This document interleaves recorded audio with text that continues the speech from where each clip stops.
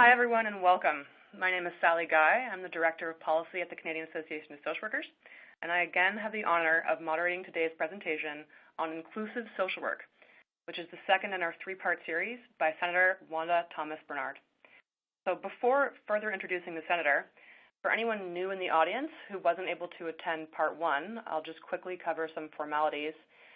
The presentation is about 40 minutes, followed by a Q&A period at the end. So please do type in your questions or comments anytime throughout. Recording of the webinar will be available tomorrow on our website under the Continuing Education tab, and the slides are available for download right now under the resource widget at the left of your screen. Also, because this webinar is available on demand, you can log back in anytime to rewatch a part of it, or download the slides or access any of those other resources. A certificate of attendance will also be available at the end of the presentation. Just click the yellow icon at the bottom of the window before you exit.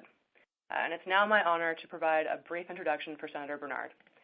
In the previous webinar, I highlighted just a few of Senator Bernard's achievements as an advocate, educator, and social worker, including, of course, that she is an Order of Canada recipient for her work addressing racism.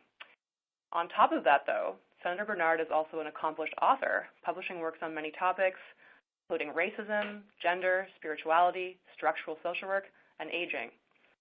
To name a few, she co-authored the book Race and Wellbeing, The Lives, Hopes, and Activism of African Canadians with Akua Benjamin, David Este, Carl James, Bethan Lloyd, and Tana Turner. She also edited a book entitled Still Fighting for Change, a collection of chapters from the Association of Black Social Workers exploring the joys and challenges of working with Black communities in Nova Scotia. Senator Bernard has also has experience consulting for organizations that are working on becoming more inclusive and addressing anti-Black racism in the workplace. And finally, during her time at Dalhousie School of Social Work, Senator Bernard developed the curriculum for an Introduction to Afrocentric Social Work course, which is the only course on this topic offered in the Canadian social work program. So with that said, it's obvious that we have so much to gain from the Senator's expertise, and we're thrilled to have her back for Part 2. And so now it's my pleasure to welcome Senator Bernard. Thank you so much, Sally, and thank you again for inviting me to do this. Welcome to all of you. Thank you for being here and for your interest in inclusive social work. And welcome back to those of you who joined me for the first session. Today, we're going to be talking about inclusive social work. And so just a little bit of a roadmap. We'll explore the meaning of exclusion and intersectionality and what they mean on the ground. I will go more in depth to talk about some of the barriers and challenges that many of our service users face every single day, especially those who live on the margins. And then I want to highlight resiliency and also explore ways in which power and privilege that social workers hold can be used to help. I firmly believe that it's up to us as social workers to be bold, to create more inclusive environments, so I'll talk a bit about how I see that unfolding. And then I have some steps that you may find useful, steps to dismantling barriers to create more inclusive spaces. Before we go there, though, just to highlight from last week, we talked about the layers of racism. So we talked about the intersecting layers of racism. And I highlighted how important it is for us to understand and unpack these multiple complex layers of racism. So we talked about individual racism, institutional racism, cultural racism, and systemic racism, and how they all intersect and have an impact on the lives and well-being of people who experience racism in their lives. Today I want to explore a bit more exclusion and intersectionality of exclusion. And so exclusion comes in many forms. And it's important for us to be aware of these significant social locations and how they, for us, but also how our clients, our service users, people that we work with, that live on the margins and at the intersections of many different forms of oppression and exclusion. And so because we started by looking at anti-Black racism, I'll start by just talking about race and sort of highlighting sort of race as one of those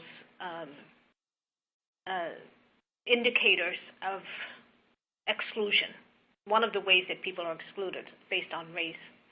People may also experience exclusion based on their ethnicity, their sexual orientation, their religion, their ability or disability, their age, their gender identity, and their class. And Ann Bishop, in her book, Becoming an Ally, talks about class being the glue that holds all these other forms of oppression intact. And depending on where you fall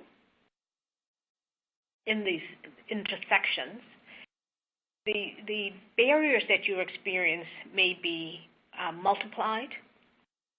For many people, the challenges that they face, there's an everydayness to these challenges. And I use the word challenging at best, but also for many people, these realities become overwhelming and at times unbearable. So I think about myself as an example.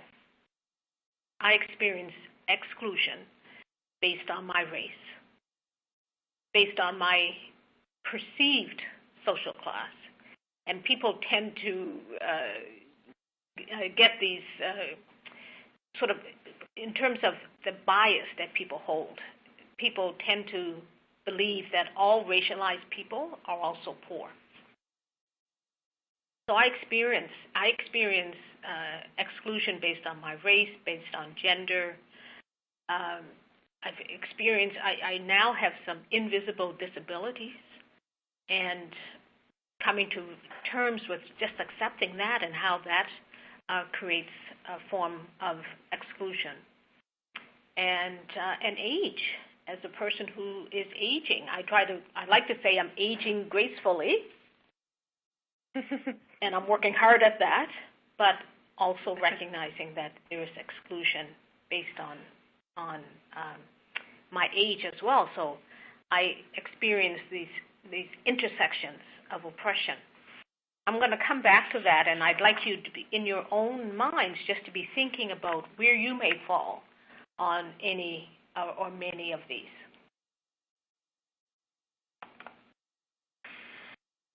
So understanding that interconnected web of oppression is really, really important. And I love the work of Patricia Hill Collins, African-American sociologist, who introduced this idea of these intersections, interconnectedness of oppression. And she talks about the fact that we carry degrees of penalty and privilege. So again, I talked with you about the penalty that I experienced based on various locations of oppression and forms of exclusion that I experience. I'll come back to talk a bit about privilege later. One of the things that Collins introduced was the idea of that we carry different degrees of penalty and privilege. So we're not all of one thing or the other. We may be experiencing penalty in one area and a degree of privilege in another. More about that a bit later. But one of the things we can be sure about is the fact that the people who use our services, our social work clients, our service users, are victimized and re-victimized through this interlocking and interconnected experiences of oppression. And clearly we see here the personal, the structural, and the political that has an impact on their lives. One of my former graduate students, Regine Boudreau, did a study with African Nova Scotians looking at barriers and challenges that they faced as they tried to just create space for themselves to develop their full potential in the community. And through that work, identified these barriers that members of the Black community faced. So they talked about racism, so that everyday experience of racism, individual, but also the institutional and systemic racism and cultural racism, so all of those things. But what was interesting in her study was also people talked about internalizing the racism. So how you have this experience, you may have an analysis of the racism that you're experiencing, but at some level you may be also internalizing some of that racism. And that in itself then becomes a barrier and a challenge that you have to overcome if you're going to experience any kind of success. People also identified education. They talked about education as being a tool for empowerment, but how challenging it was to get an education when you're fighting institutionalized and systemic racism in the education system. So it's almost like swimming against the tide. You want this education. You know that it's going to be helpful to you, but it's so difficult to get there because of all the barriers you experience in the education system. A similar thing came up in her work around employment.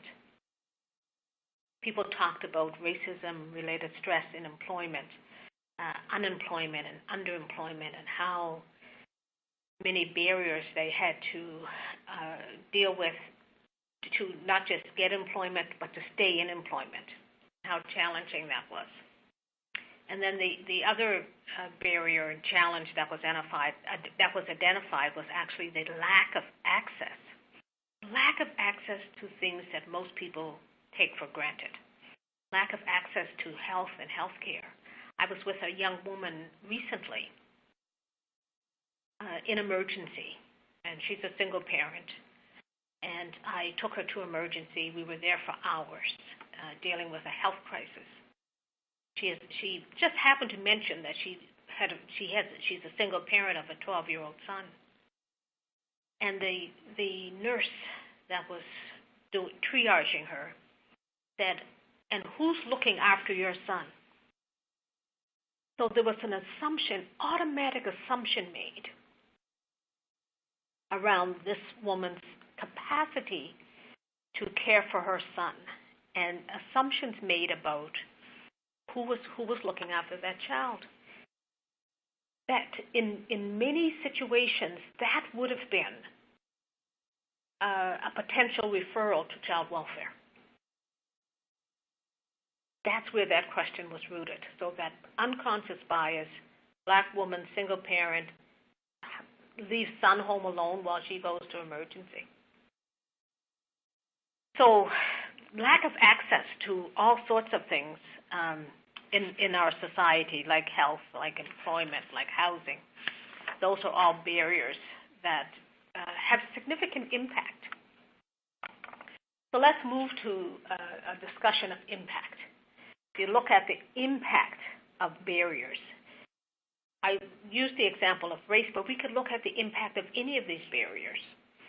You know, we can think about it around disabilities, or around age, or around sexual identity. You know, trans individuals, the barriers that they have to overcome to just survive in society.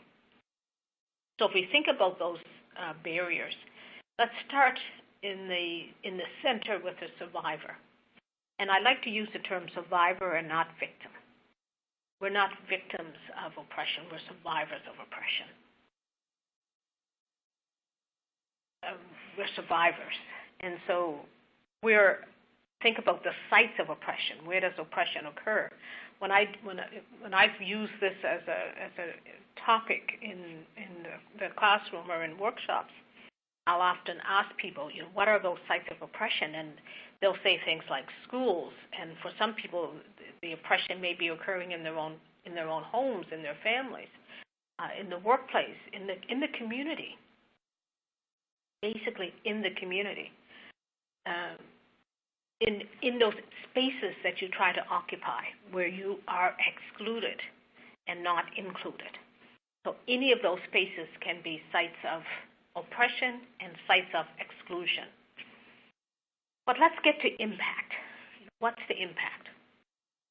And certainly in the Racism, Violence, and Health Project, which led to the book Race and Wellbeing that Sally mentioned, through that study, and that was a study with 3,000 African Canadians in 3 cities, Halifax, Toronto, and Calgary, we very clearly heard that that racism, and we can extrapolate from that oppression and exclusion impact people's health and well-being. It impacts mental and emotional health and well-being. It impacts physical health. Many people with chronic health conditions can tie them back to racism-related stress.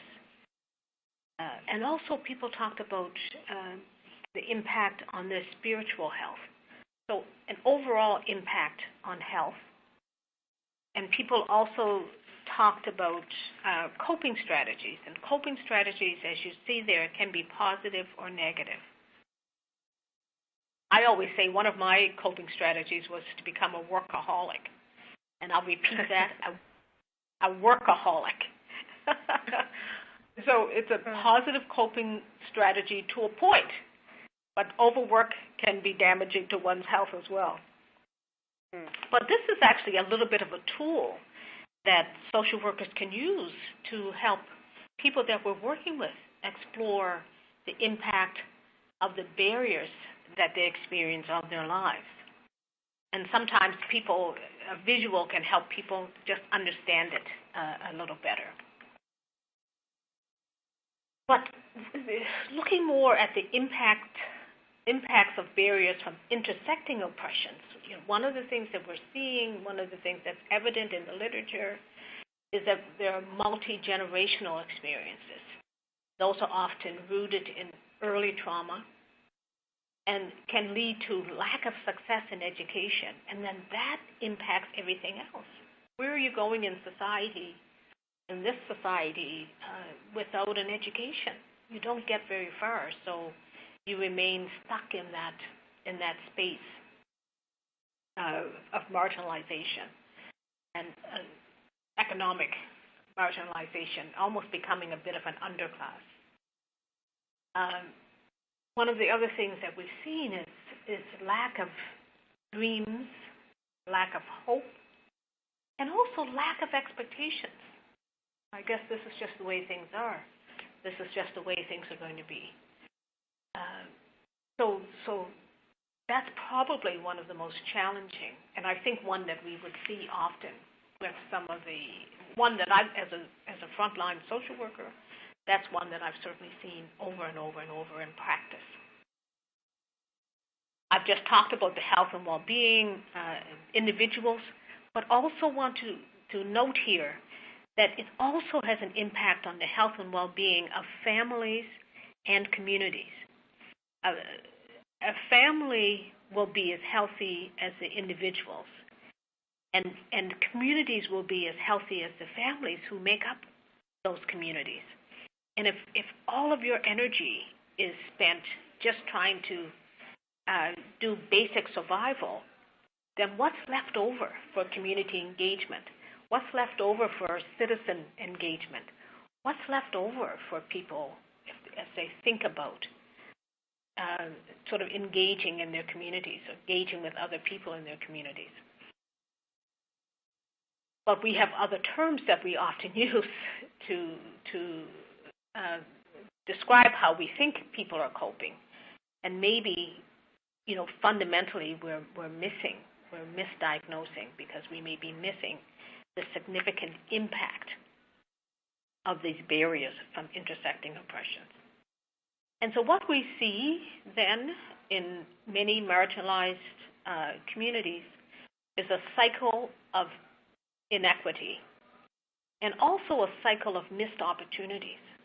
I've just personally come to realize this whole piece around missed opportunities when I realized, we've been spending so much energy, and certainly in Nova Scotia, in my work in Black communities, spend a lot of energy trying to make sure that opportunities were created, but not doing the work necessary to help people become empowered enough to take up those opportunities that are provided for them. So then we see that missed opportunity. We see a legacy of fear. Fear can keep us from doing things. Fear keeps us from dreaming. We also see dreams deferred, and we see people locked outside of the mainstream. And I think one of the biggest impacts is unconscious bias, and that unconscious bias works at several different levels. So it works in the mainstream, this unconscious bias creeps in, but it also works for those who are experiencing the marginalization. So I want to come back to this intersecting. So we looked at intersections of oppression. Let's go back 1 second. So we started by looking at the intersections of oppression. And we could use the same diagram to look at the intersections of power and privilege. And this is the location of hope. This is where we can unpack what Collins talks about in terms of she talks about the privilege and penalty, degree of penalty. And so penalty and privilege. So oppression is the penalty. Privilege is, I add to that, power and privilege. And so I talked earlier about living with the intersection of oppression around race and gender and age and class, perceived class, and disability. But I also hold privilege. I hold privilege in terms of sexual orientation. I hold privilege in terms of my gender identity. I hold privilege in terms of my religion, being part of a preferred religious group. And although it's not perceived as such, I do hold privilege in terms of my socioeconomic class. And so I often say it's not about whether you have privilege. It's really about naming and owning and claiming the privilege we have. And how do we use that privilege to lead the change that we want to see? That's the key. What do you do to use the privilege? Step one clearly is self-reflection. So I'll invite you again to reflect on your own social location and address your privilege. If you don't ever name your privilege, if you're apologetic about your privilege, then you can hold yourself back from using that privilege. To say that you don't own it would be a disservice to everyone who knows that you do.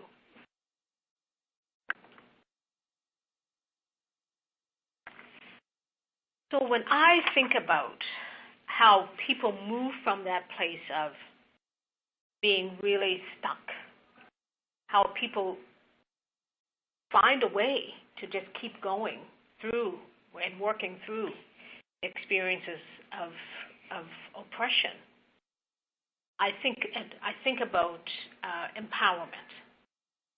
I think about resiliency, and I think about resistance.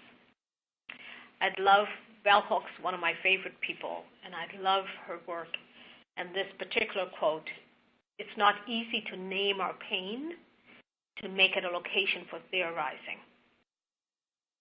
But clearly, to be effective at dismantling oppression and creating more inclusive societies, there's no better place to begin than through our own resistance, our own resiliency, empowerment, to get to the social change and the social action the social action that would lead to this kind of change we want to see in the world. Anger and pain can fuel our passion for fighting for social change. Just this past week, I took part in a conference in Halifax on food insecurity, and Halifax is trying to move to get to a charter which would clearly, address food insecurity issues. And I was on this panel with Jessie Jollymore from Hope Blooms, and I'm sure most of you have heard about Hope Blooms, inner city youth. 90% of them are black youth. Jessie Jollymore, a white woman from Cape Breton, a dietitian. She was working with a group of young black kids, 6 to 8-year-olds, and she was doing a program with them, cooking after school.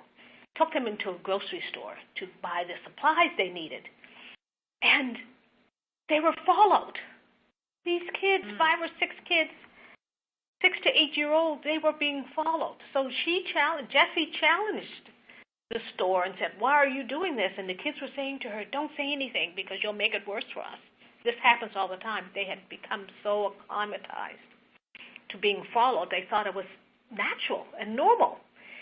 And Jessie said that she became so angry that she knew she had to do something. So she was sharing the story with me on Monday, and then she shared it at the conference. But I said to her, "Jessie, some of our best work, some of our best action comes from a place of anger. Anger can fuel your passion." She said she hadn't thought of it, but I said, that's what you've done. That's exactly what you've done. You've allowed your anger to fuel your passion for change.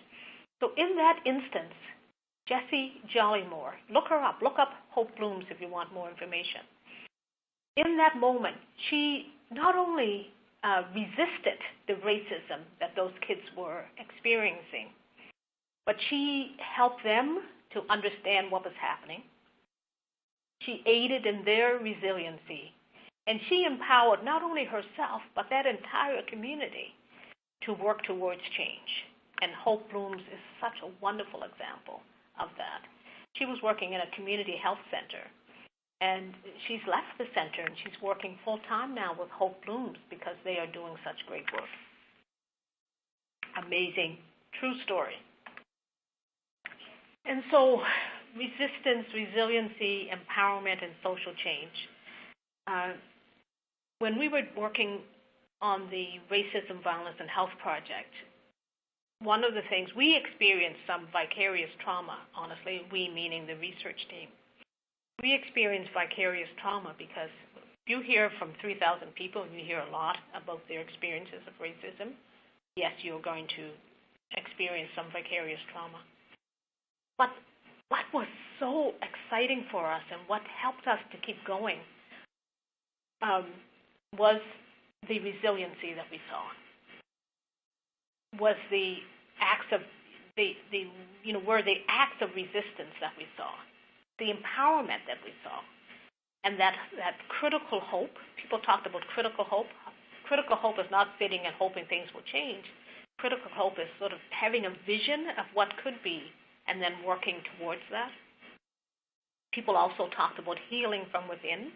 So addressing that piece that Jean Boudreau talked about in terms of internalizing racism or internalizing other forms of oppression, healing from that. You need to heal from that. You can't work from that place. Some healing is needed. Community activism, people coming together as activists to challenge oppression. Huge piece. And then solidarity, building networks of support, having people to work with you, having allies. And we talk about social action coming when these are at play. And so what can we do? I'm sure some of you who are tuning into this are probably thinking, okay, so where do you start? What do you do? So one of the things is the need to be really bold. We need social workers to be bold. You need to be bold to create inclusive environments. It means taking an unpopular stance on a critical issue. It means really being who you are Who are you? Who's your true self when no one's listening, when no one's watching? How do you really facilitate inclusive social work? And it really starts with our commitment. Change starts with you. And one of the things that's so important is being an ally. One of my students gave me this acronym a couple of years ago, and she got it offline, a woman named Kayla Reed. I love it. Built on it. So being an ally, always center the impacted. Sometimes allies like to be out front. They'd like to take the show. And clearly, an ally who's working towards an inclusive environment doesn't do that. So centering the impacted, taking a backseat.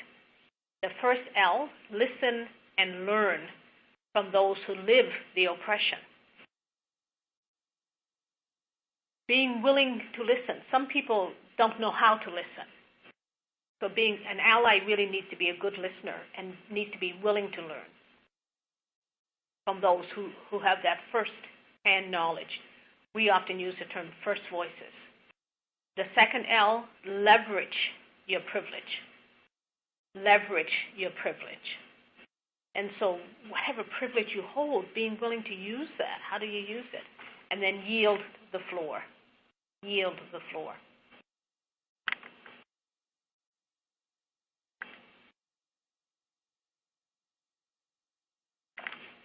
And so how do we move forward? I need to wrap this up so we can get to some discussion.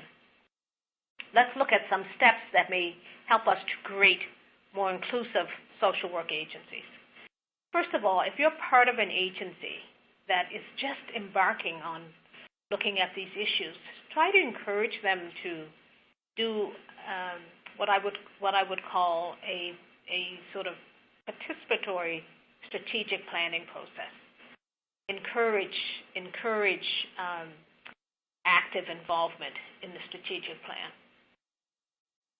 As part of that, there needs to be courageous conversations and open dialogue and communication. So being willing to have the tough conversations. So I'll talk for a moment about Dalhousie University. No secret, national news in the last couple of weeks.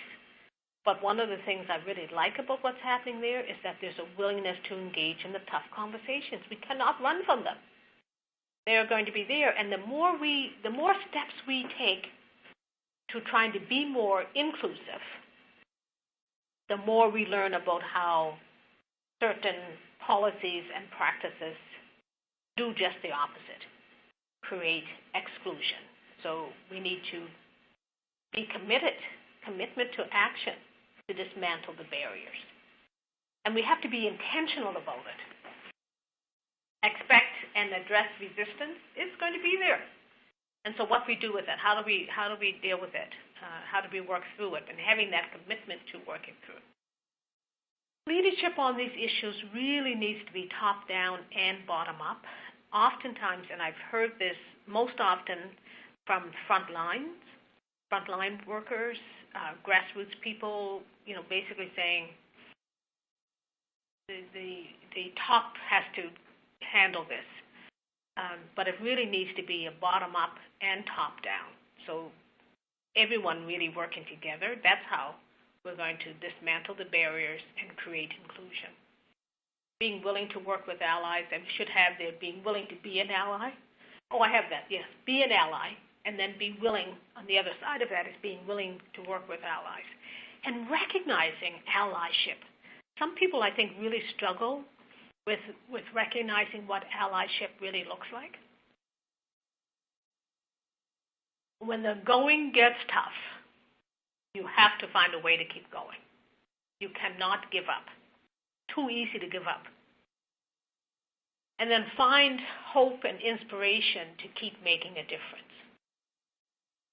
So for each of us, that's going to be different, but each of us needs to find that place of hope and inspiration. What inspires you? Who inspires you? Finding that critical hope and keep going. When the going gets tough, find a way to keep going. I remember once at an social work orientation, I was talking about social work and my work, and someone said, so do you ever burn out? And I said, no, I just recycle. You cannot burn out. You cannot afford to burn out. There's too much work to be done.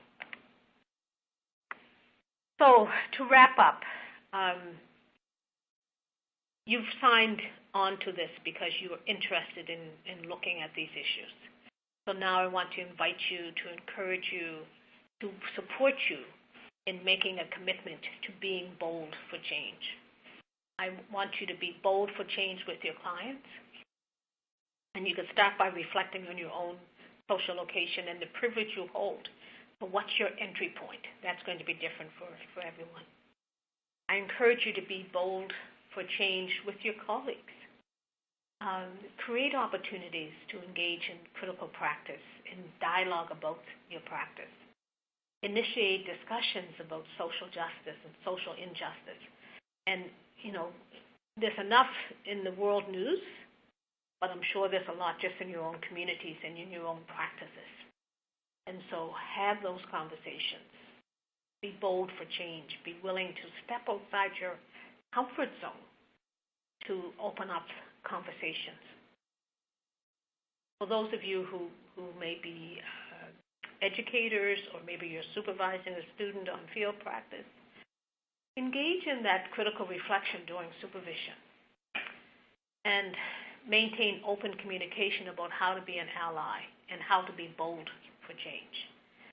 And you do it one step at a time. You do it one day at a time, but you do it by making personal and professional commitments.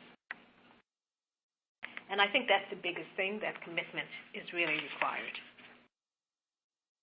So that wraps up my presentation, and we'll have some conversation.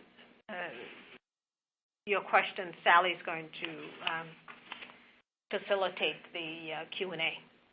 Thank you. Right. Well, Senator Bernard, thank you so much for this really rich presentation. We already have lots of comments and questions lined up from the audience. I do just want to quickly say that on the slide that you're on now, for those of you who attended session 1, part 1, and who voted on that survey, the topic for part 3 has been decided by those attendees, and it's going to be race and child welfare. So just so you're aware of that. And before I get to the questions, I just wanted to read a quote that someone typed in from Manitoba, and they wrote, "You should be angry. You must not be bitter. Bitterness is like cancer. It eats upon the host. It doesn't do anything to the object of the displeasure. So use your anger. You write it, you paint it, you dance it, you march it, you vote. You do everything about it. You talk it. You never stop talking about it." And I think, I'm sure a lot of you recognize that, and that's Maya Angelou, and I just thought that it just complemented what you were talking about so beautifully, Senator Bernard. But I'll get right into the questions. The first one that we have here is, how can I understand the experiences of my marginalized clients if I have privilege and I've never experienced oppression? So that's a good question, and there are lots and lots of ways to understand. So first voice is really the best way, and one point I would make, and I make it very strongly, you don't do that learning on the backs of your clients. And so you do that learning through reading, through dialogue with other people, through educational opportunities. So finding ways to learn about oppression. And I think it's pretty easy to do because there's so much oppression in our world. So creating opportunities to do that, but not on the backs of the clients. Right. Okay. Right. The next one is pretty broad, but I think is probably really important, and it just says, can you give a concrete example of how to be an ally when dealing with a client who is experiencing racism? So a concrete example of how to be an ally, and doing this with the clients. Well, I'll give a concrete example, from my own practice. A client that I worked with that was experiencing so much racism, but she didn't know it. She didn't have the education or the analysis or the awareness of racism. She was just living it, but she didn't know enough about what was really happening to her. And so part of my work with her was to ensure that she got that education that she needed about racism, but then also to teach some tools in terms of how to deal with it, and also to work with the other social workers who were working on that particular case. So it was allyship in a number of different places, all for the same client. This was a woman who was in transracial foster care, so she was a black woman who grew up in a white home, experienced unbelievable racism and sexual violence in that home, and had no idea. She was living this trauma every day, but had no idea. So a lot of work with her directly, but also with the other people in her life to help her both understand and then come to some decisions that would help her transition to a different adulthood, a different journey in adulthood. So I have a question here from Newfoundland about a sort of a specific role, and she says, one of the jobs I have is as a social work instructor at the university. I have taught social justice courses several times, and many of my students do not see their role as activists or people who speak out about injustice. Others tell me that they don't have the time to do social justice. How can we help move aspiring social workers to understand that social justice is a critical part of our practice and not something that is done if there's time? I would start by teaching the social work code of ethics. Isn't there something in our code of ethics? There is, yes. Yeah, so I would start with that. That becomes a given. And the reality is, for people who live with oppression, who live on the margins, who experience exclusion, there is no choice. There is no option as to whether or not you have time to do this. So I don't see it as a question of, I don't know if I have time to do this. We need social workers to be social justice advocates. And if not social work, then who? Who will do this? Right. But anyway, I would start the teaching with the code of ethics. Yeah, we're a special profession, and because we're one of the only ones that has we actually have the pursuit of social justice embedded as a tenet of practice, actually. So yes. I think you're completely right. If not us, then so who? I think, yes, we could do more teaching around that. So what does that actually mean? So I know at Dalhousie, in our School of Social Work, we try to introduce that in the first year. We try to introduce it in orientation, and we teach around it as well. Right. So that last question was, so about the social worker and the student. This one, I think, is coming from a place of motivating the client or the client's perspective. And it says, you talk about deferred dreams and lack of motivation. How do you motivate and encourage your clients if they're not interested in participating? So it's very easy to run ahead of our clients. And I've been guilty of that, but I've learned a lot over the years. So part of it, I think, really needs to be us being willing to step outside the box in terms of our work and how we do that work. Sometimes it's not us directly who would do that encouraging and motivating of clients, but maybe we link them up with someone else who could do that. I'll go back to the case that I was just talking about, that woman. She's a person that I was running ahead of, and I had all these goals and expectations for her, and she was terrified. And because I had so many expectations for her, so many dreams for her, I couldn't see how terrified she was. And when I paused, when I put myself on pause and really really was able to just connect with her where she was at in that moment, I was able to do much better for her. And in that particular situation, that woman never did get to her own dreams, but she was able to do some of that dreaming through her children, and so put a lot of energy into wanting a better life for her children.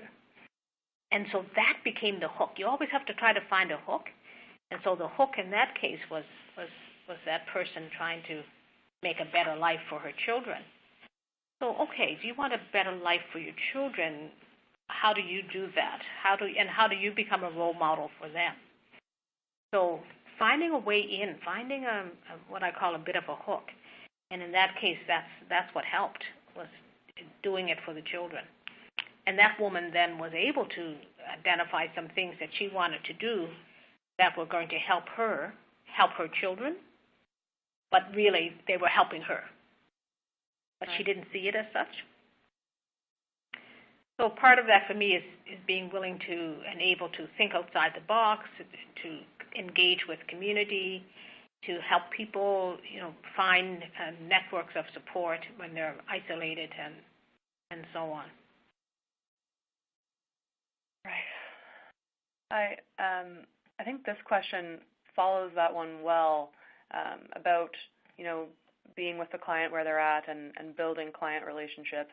And this person asks, how do I connect theory about intersectionality to my everyday practice to strengthen my client relationships? How to connect theory about intersecting? Sorry, missed part of the question, Sally. So how do you just connect the theory and knowing theory about the concepts of intersectionality?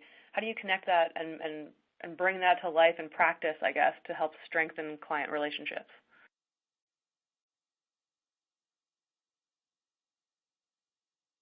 So I think sort of knowing the theory is one thing. Being able to apply the theory is another. So part of this is going to be context specific. So depending on the context of the work that you're doing, the agency that you're working from, and your place in the agency. But I think trying to find ways, sort of part of the theory around intersectionality is to help us have a more in-depth assessment and analysis of what's going on in the lives of our clients. And once we have that should help us then work with our clients in ways that really gets at their priorities and their needs. And again, depending on what agency you're working with. If you're working, in a counseling role, it's going to be very different than if you're working in a child welfare role. So understanding the context in which you're working, and then finding ways to use the theory to analyze and then plan how you will intervene in the person's lives. Being very deliberate. I think being very deliberate about the theory, analysis, and then the actions and interventions that we would recommend. So it's going to be different. I'm sorry, this feels a little vague, but it really would be different in every situation. But I would see the thing that I would say about that is really that commitment to do that theory practice, analysis, and planning. Right. I don't think that was vague, but here I'll move into a very specific question just to counter that, I guess. This is about a very specific role, and they're asking, as a manager, what can I do to support my frontline staff in preventing further oppression of marginalized groups? So as a manager, I think we need to encourage frontline staff to bring issues and concerns to us. Often frontline staff know of practices even that are happening in agencies that are potentially excluding people. People on the front lines are more likely to be able to identify these things because you live with them. And so as a manager, being open about that, creating space for people to bring issues forward. Some agencies create committees that will work to build more inclusive agencies. And so as a manager, leading some of that work or creating space for that work to happen and supporting staff in their work and their efforts to ensure that the practices in the agency work to include and not exclude, but also being willing to address policies and practices that are actually excluding and further marginalizing. So that open dialogue, that willingness to really look and support. I'm getting a lot of questions and comments around the slide that you had with the ladder, and people are saying sort of, can you speak more about the leadership step of dismantling oppression? And I'm gonna, just because we are at we're almost out of time, I'm gonna link that idea of leadership and dismantling oppression to another question about, I think it comes from a place of feeling powerless, which is oppression is systemic and ingrained in our institutions and our practices. So how, as community advocates, can we push for change if we're not in politics? Well, I believe, first of all, that we're all in politics. We just don't know it. Right. And so we all have a responsibility to be more actively engaged in political processes in our communities, no matter who we are and where we are. And so being engaged in the political process can be as little as asking your local, your municipal or your provincial or your federal politicians about issues that are of concern to you and what they can and will do about them. So having those frank conversations means being in politics, okay? Working with others, so forming and being part of coalitions, I think really can help make a difference. And leading change. So, I think sometimes people do feel powerless, but social workers, believe me when I say this, you have power, but when you don't recognize the power you have, you give it away. You give it up. You don't use it. And as social workers, we absolutely have more power than our clients. And so if we're feeling powerless and helpless, what does that do for the people we're working with? So we have to find, it's like that statement about that commitment to action and being willing to be bold for change.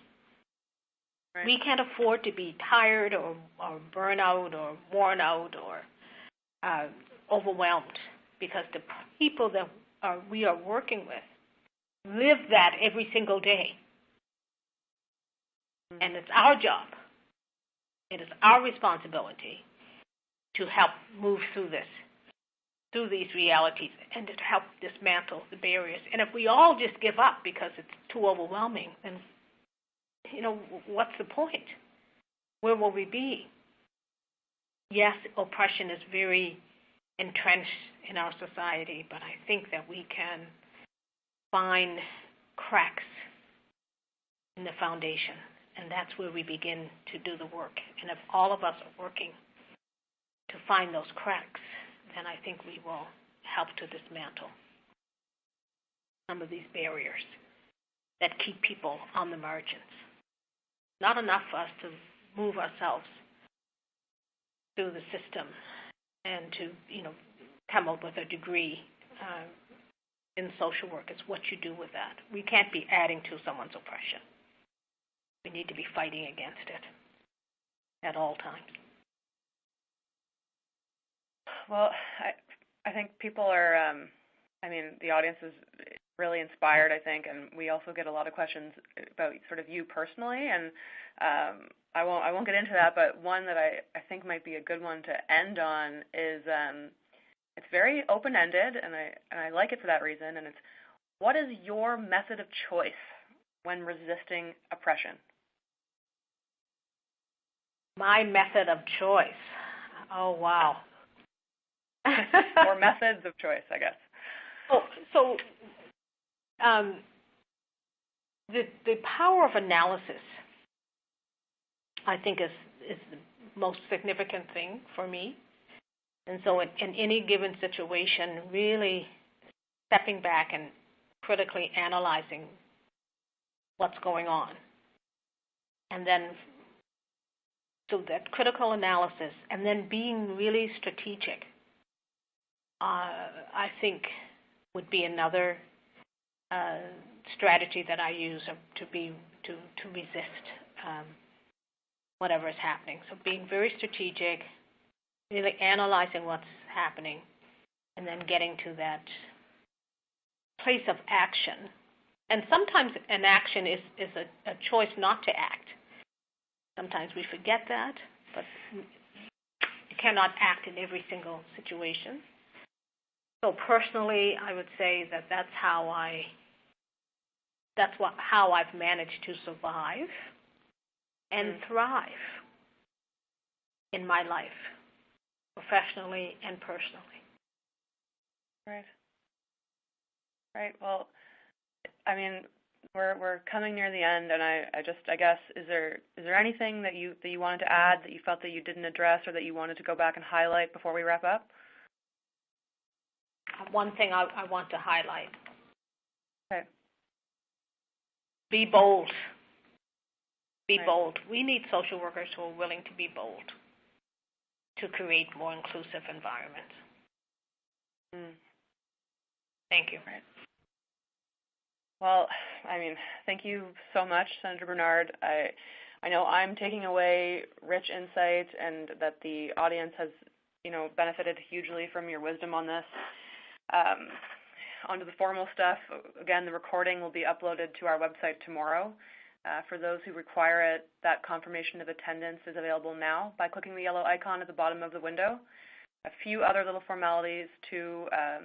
Apologies, those slides weren't available at the beginning, but they are available now, as well as a link to the Hope Blooms program that the Senator mentioned, and as well as to Ann Bishop's webpage. They will be available under the resource widget right now if you refresh your page. So if you refresh your page right now, they will be there.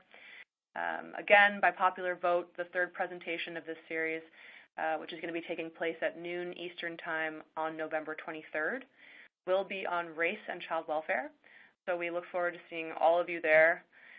And with that said, another sincere thank you to Senator Bernard and to the audience for all of your questions and attention. We'll see you next time, and until then, have a great afternoon. Thank you.